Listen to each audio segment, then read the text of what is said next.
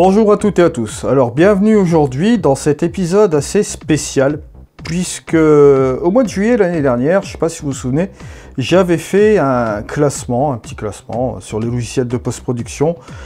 Je donnais mon avis sur les logiciels de post-production en règle générale.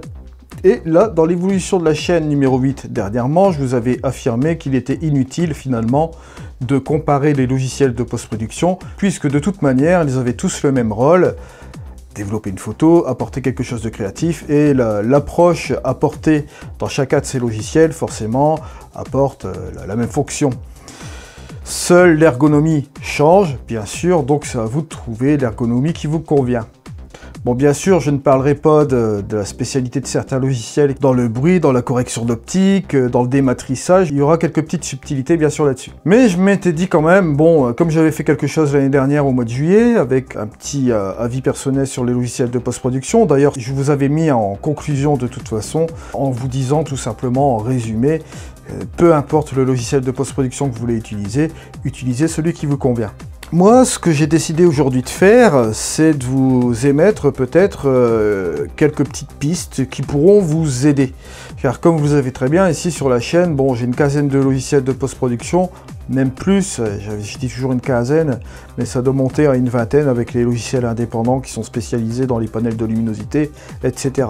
Je vais m'exprimer de manière assez particulière. C'est que là, bon, j'ai pris mon GSM avec mon site internet, avec tous les logiciels que je couvre, et dont aussi certains logiciels, je ne ramène pas sur la chaîne, mais je travaille aussi en arrière-plan. Il va sans dire aussi, petite aparté, je voulais en parler aussi un petit peu, c'est que là en ce moment je lance une formation de paysage, le projet 2.0, un peu à ma sauce bien sûr, comme je l'avais fait sur les précédentes formations, afin de vous apporter quelques aiguillages aussi sur la prise de vue, sur la post-production en même temps. Vous la retrouverez bien sûr sur mon site internet. Alors on va commencer par le plus simple dans les logiciels de post-production, je vais parler de Luminar AI. Luminar AI, bon, de toute façon, ça part de chez Skyloom, vous le savez très bien. Bon, avec Luminar 4, je vous avais émis déjà quelque chose l'année dernière, en juillet l'année dernière, mais il se trouve que la donne a complètement changé. Voilà. Luminar 4, à l'époque, je pouvais implémenter des masques de luminosité, j'avais fait un panel pour cela. J'étais aussi par ailleurs le seul à avoir mis un panel de luminosité. Si vous vous souvenez bien, c'était Leak Light, qui est toujours disponible d'ailleurs sur mon site internet, donc si vous possédez Luminar 4, allez vous servir bien sûr. Et j'avais une manière de travailler bien à moi, je vous l'avais même apporté sur la chaîne avec différents tutos, etc. Donc c'était une manière de travailler bien à part. Seulement, bien à faire, ils ont sorti Luminar AI. Ça, bon, comme je vous l'avais dit, je ne l'avais pas vu arriver. Et c'est arrivé en septembre. Premier truc, appréhension complète. J'ai vu le truc par intelligence artificielle, j'ai fait ça y est, c'est parti, non, ça n'ira pas. Donc, bon, première étape, j'étais un petit peu effondré là-dessus parce que je me suis dit, je vais peut-être le chasser de la chaîne parce que bon, je pensais que vraiment, vraisemblablement, ça n'allait pas marcher. Cependant, bon, j'ai quand même communiqué avec Skyloom, j'ai communiqué avec le CEO de l'époque, qui était Alex, qui m'a apporté quelques éléments d'information et quelques éclairages.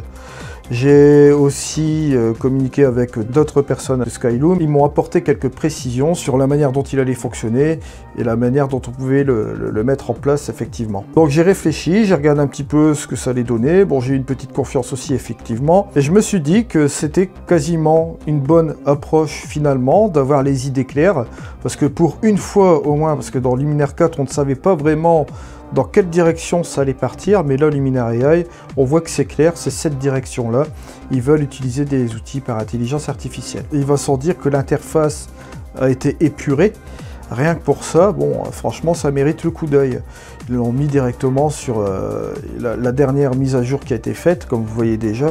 Leur volonté est vraiment de faire les choses vraiment claires pour que ça aille vraiment de manière intuitive. Et c'est vrai que l'ergonomie de Luminar AI, lorsque vous rentrez une image, même si vous n'utilisez pas les modèles, parce que c'est par choix, hein, vous pouvez utiliser les modèles, faire vos propres modèles, etc. Il y a une possibilité de reconnaissance aussi par rapport aux modèles.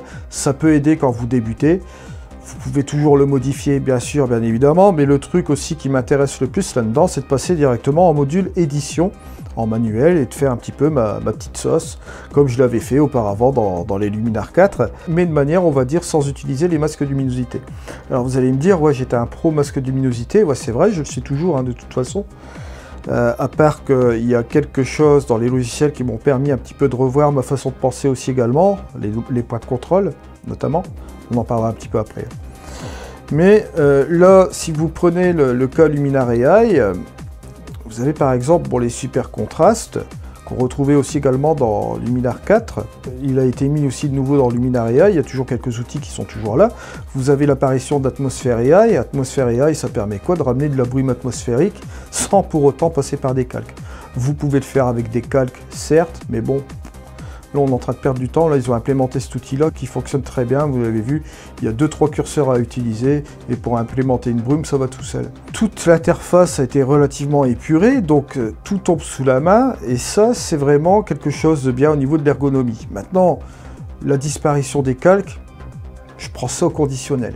C'est vrai que maintenant on ne doit pas parler de calque, ça c'était la communication qui avait été faite de la part de Skylum, il n'y a plus de calque, mais vous avez tout de même l'outil texture qui peut faire la substitution d'un calque, puisque vous allez retrouver les modes de fusion, vous allez pouvoir apporter un fichier TIFF, JPEG, PNG, que sais-je. Donc ça va pouvoir faire la fonction d'un calque, d'accord? On va pouvoir jouer avec l'opacité aussi également.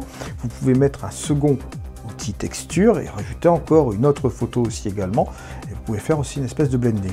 Ça c'est toujours pas un problème. Donc vous avez la capacité de quand même utiliser l'outil texture dans une substitution de calque, d'accord? Faut pas appeler un chien un chat, je suis désolé, je l'ai déjà dit la dernière fois, ok, l'appellation calque n'existe pas, mais on a une substitution avec la texture et finalement, on peut arriver à faire des choses comme l'on souhaite. L'outil masquage aussi qui se retrouve avec l'outil texture, où l'on peut apporter, bien évidemment, quelques petites choses aussi. Donc c'est relativement intéressant. Tout ça pour vous dire qu'il n'y a pas vraiment de limite dans Luminar AI. L'ergonomie est toujours là, tout tombe sous la main, donc pour post-traiter une photo, bon ça va quoi. Il y a toujours les outils qui sont là, l'interface a été vraiment refaite, et bien sûr, bon, il y a encore des choses qui vont être mises en place. Le remplacement de ciel, bon vous avez vu, il y a eu plusieurs versions du remplacement de ciel qui ont été mises dans Luminar AI avec des mises à jour gratuites, bien sûr. Donc là, on part sur quelque chose d'assez concret. Et bien sûr, l'épisode Luminar AI, comme je vous l'ai dit la dernière fois, ça peut convenir pour un débutant, comme un professionnel. On peut l'utiliser également, même en tant que plugin. Donc ça, c'est vraiment parfait. Ensuite, je vais parler d'un autre logiciel, c'est DxO Photolab 4, puisque là, je l'ai mis, ça y est, c'est officiel. Par rapport à l'année dernière, j'ai mis DxO Photolab 4. J'ai eu l'occasion de discuter avec l'équipe de DxO Photolab 4, et il s'avère que bon, ils sont vraiment carrés dans leur botte aussi. Au niveau post-traitement, c'est fortement intéressant. Là, on voit un logiciel, lorsqu'on rentre un fichier RAW, d'accord, on a tout le débunkage qui est possible de faire avec ce logiciel. Au niveau correction optique, au niveau débruitage, bon, vous voyez un petit peu tout le genre, quoi. Déjà, dès que vous rentrez votre fichier RAW, vous avez bon, une bonne partie du travail qui est fait, et après vous passez directement au développement. Donc au niveau des RAW teasers, ce logiciel est vraiment parfait. C'est la petite surprise aussi, en plus, bon, c'est une boîte française aussi, qui a repris la Nik Collection. Maintenant, on a la Nik Collection 4, bon, c'est une version payante bien sûr, mais maintenant, ils effectuent des mises à jour. Vous irez voir le dernier test sur la Nik Collection 4, et vous verrez qu'il y a eu des améliorations qui ont été mises, notamment dans les points de contrôle, notamment dans Vivezza, Silver FX Pro aussi également. Petit à petit, la suite est en train de changer, ils sont en train de refaire l'interface. On tombe sur quelque chose de relativement intéressant. Par ailleurs, je vois toujours bon, des gens qui priment toujours avec l'ancienne version de chez Google, qui est toujours gratuite, l'ancienne version, hein, qui prennent de prendre toujours cette interface-là. Mais bon, quand on prône de prendre cette interface-là, et qu'à côté de ça, on fait la promotion d'All-in-One, bon, c'est pas fortement crédible, quoi. On vous dit de pas acheter un truc, mais acheter quelque chose d'autre. Je vous dirai jamais ça. En fait, vous faites ce que vous voulez. C'est ce que j'ai dit la dernière fois à un de mes membres qui est sur Patreon aussi également. Je lui ai dit, heureusement, en aucun cas, on doit te forcer à acheter quoi que ce soit. Tu es libre de faire ce que tu veux. Et effectivement, Si vous avez envie d'acheter un logiciel, vous l'achetez. Si vous n'avez pas envie de l'acheter, vous ne l'achetez pas. Moi, mon rôle ici sur cette chaîne, c'est parler de post-production en règle générale et de vous montrer des pistes sur les logiciels de post-production. Je vous le dis, il y a des choses que j'aime bien dans les logiciels, il y a des choses que, bon, forcément, je n'utilise pas, il y a des choses sur certains projets, je vais préférer utiliser tel logiciel que d'autres. Il n'y a pas de logiciel qui sera meilleur qu'un autre, à part, bien sûr, au niveau du dématrissage, mais ça, j'en parlerai un petit peu après. On a ON1 Photoro 2021, justement j'en parlais auparavant. ON1 Photoro 2021, pareil, logiciel que j'aime bien aussi également. Il est assez hybride, on peut faire pas mal de choses. Et on voit que bientôt ils vont sortir aussi également. Allez voir, allez vous renseigner. Puis je vous ferai le retour sans doute sur la chaîne du fameux denoise. Ils vont sortir un débruiteur aussi, vous allez voir prochainement chez ON1, et je pense que ce sera relativement intéressant. Et sur des versions aussi intéressantes. Exposure X6. Pareil, c'est un logiciel, une substitution, on va dire, à Lightroom, qui apporte d'autres projets créatifs aussi, un apport de masque. Ce n'est pas un Digital Asset Management, mais une bibliothèque simple où vous pouvez modifier aussi vos IPTC. Il est à voir, il est à voir. Et au niveau des rotiseurs, il n'est pas mauvais non plus. Allez, on va parler de Capture One 21. Voilà, Capture One 21, bon maintenant j'ai un coupon code.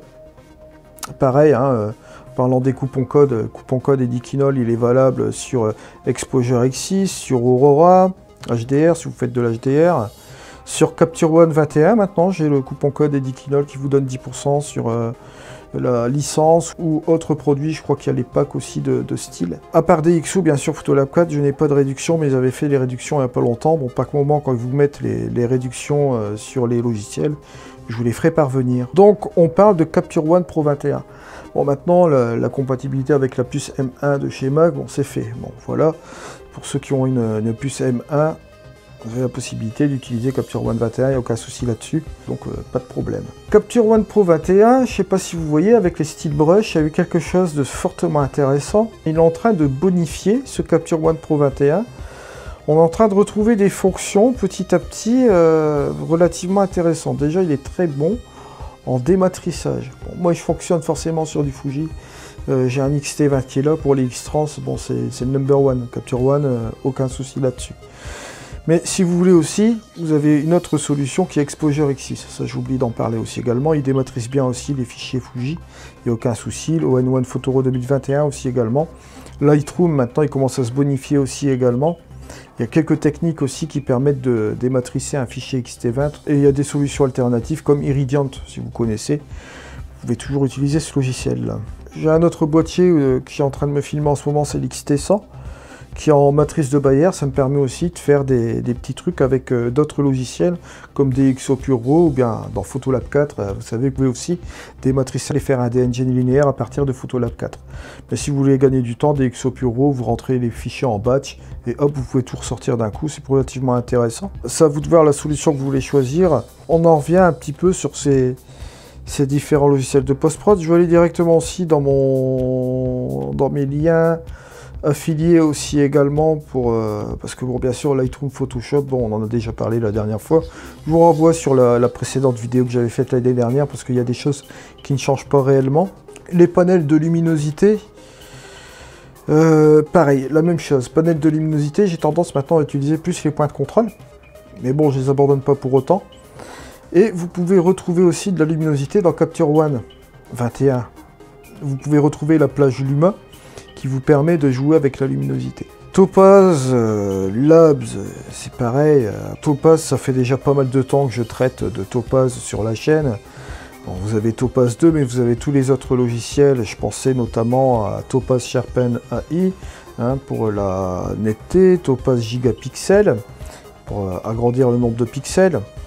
Bien sûr, vous allez me sortir que chez Lightroom, ils ont sorti la possibilité de doubler les pixels, ouais, d'accord, sur le fichier RAW, mais là, bon, Topaz Gigapixel, en sortie de fichier, c'est-à-dire après votre post-traitement, il est relativement intéressant, parce que bon, c'est vrai qu'agrandir le nombre de pixels en entrée, c'est relativement intéressant, mais ça va vous doubler le nombre de pixels, et ça peut vous alourdir le traitement sur votre machine, donc à voir. Soit, ouais, ça peut être intéressant Mais je trouve qu'en sortie, c'est quand même un peu mieux.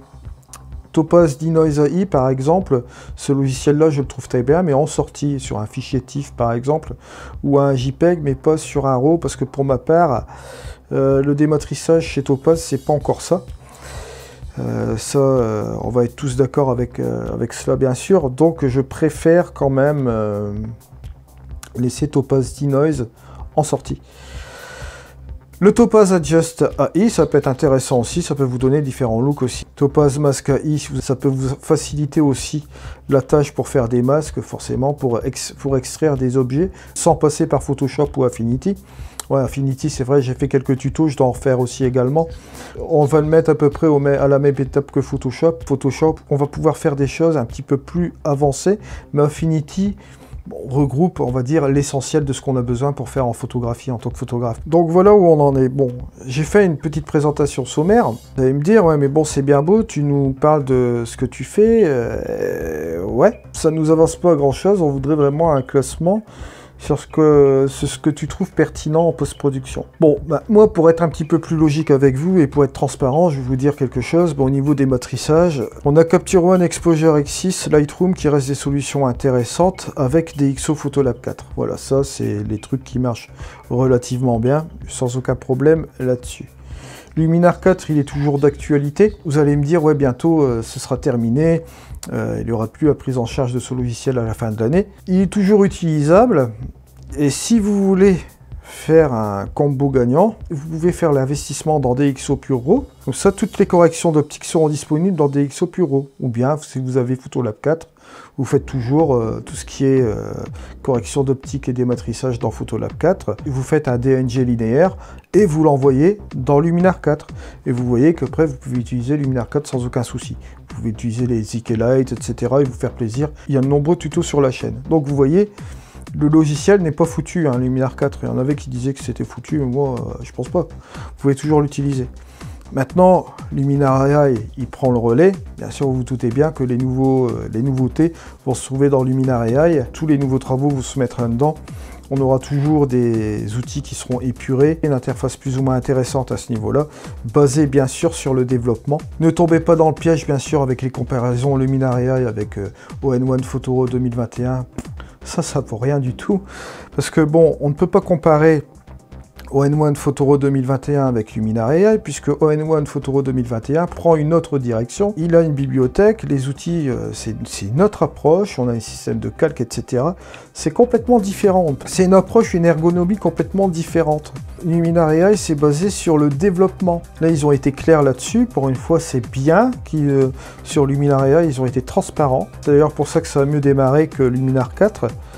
C'est que là, maintenant, on est parti sur du développement. On peut comparer ON1 Photoro 2021 et Luminar AI sur le terme de développement.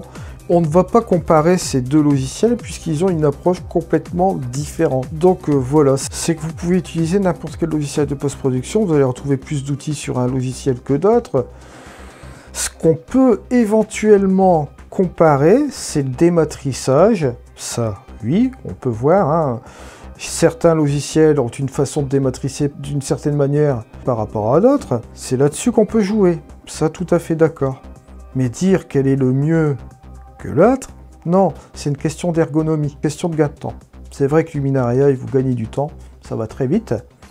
Capture One, pour ma part, Capture One 21, vous gagnez du temps aussi également, ça va très très vite. Si vous allez dans la table développement, vous avez tous les outils qui tombent sous la main, vous pouvez configurer votre interface, vous pouvez jouer avec les couleurs.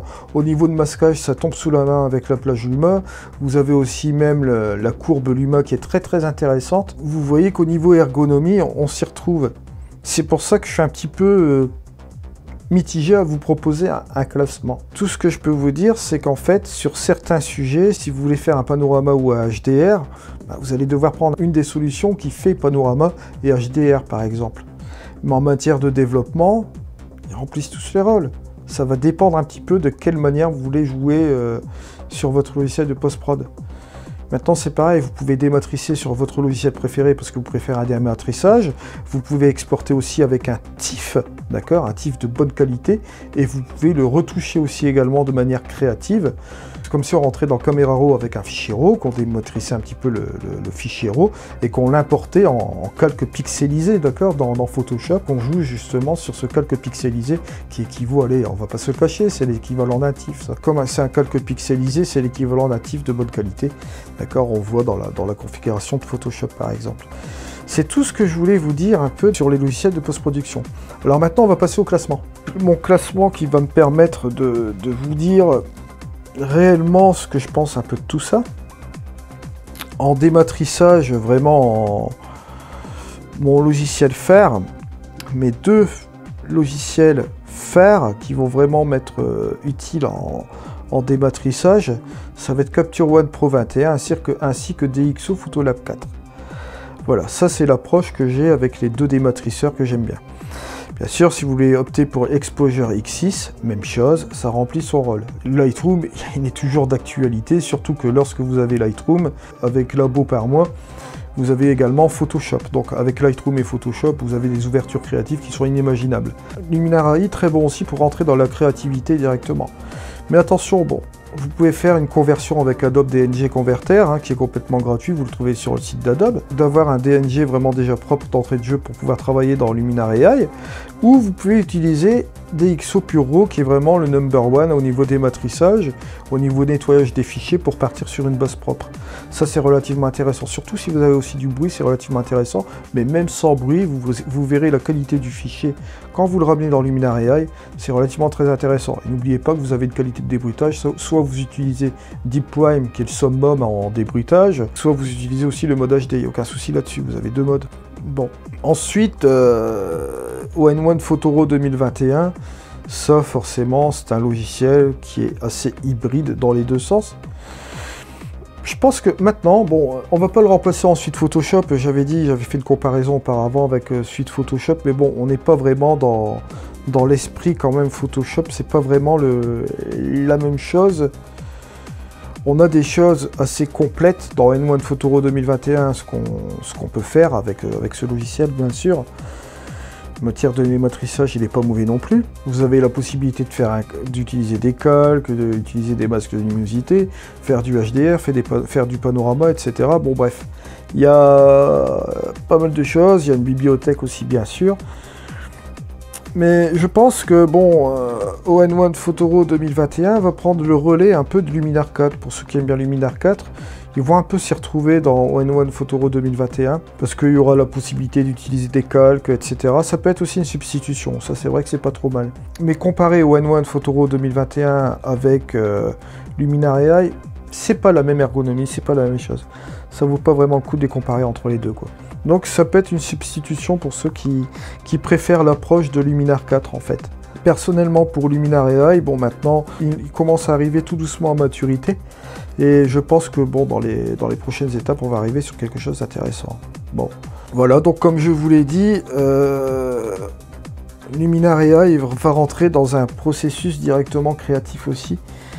On peut faire du développement traditionnel aussi avec Luminar AI, bien sûr, photo traditionnelle sans aucun souci. Mais ce logiciel va vous permettre de rentrer directement dans la créativité. Et ça, je trouve ça relativement intéressant au niveau des couleurs, etc. Tous les outils tombent sous la main. Si vous voulez partir sur vraiment quelque chose de manipulation des couleurs, retouche vraiment, on va dire, flexible, et rapide, parce que vous pouvez aussi faire quelque chose de rapide aussi, relativement rapide avec Luminar AI, d'accord. Vous pouvez rentrer dans ce sujet, mais bon, vous pouvez passer du temps aussi. Je vous ai montré une fois qu'en faisant des tutos, bon, on peut passer pas mal de temps sur une edit aussi sans aucun souci.